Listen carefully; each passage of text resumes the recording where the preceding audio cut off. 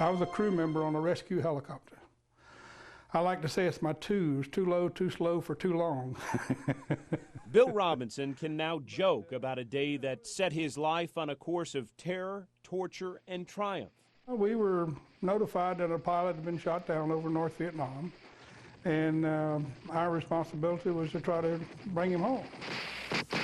The year was 1965, and a then 22-year-old Robinson found himself part of a four-man rescue crew aboard an Air Force helicopter. Under heavy enemy fire, Robinson's team found that downed pilot and scrambled to hoist him off the jungle floor.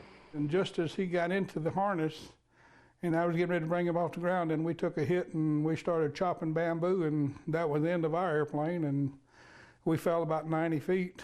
It seemed like my whole life passed through my memory bank, you might say, in the actual shoot down. You know, I ended up with breaking my back in two places, which is just hairline fractures, no big deal, and crushed my knees on the crash. But walking away was a good deal. But Robinson, his three crewmates, and that downed pilot all walked into even more trouble. Of course, we realized we were totally surrounded.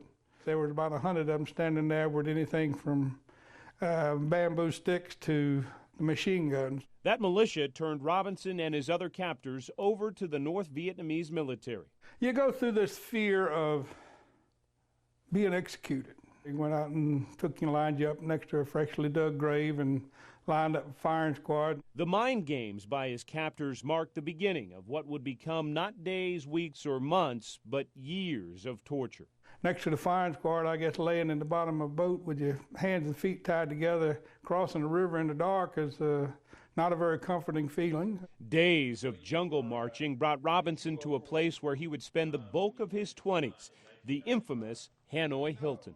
So it was a full-fledged prison. It wasn't a POW camp whatsoever. They gave me a short shirt, a long shirt, a short pair of pants, a long pair of pants, much like a pair of pajamas with a drawstring in it, a bar of soap, a toothbrush, toothpaste, a straw mat, a mosquito net, a blanket, and a tin cup. And at that point, I didn't realize that that would be my worldly possessions for the next 8 Thanksgivings, 8 New Years, and 8 Christmases that I would ring in captivity.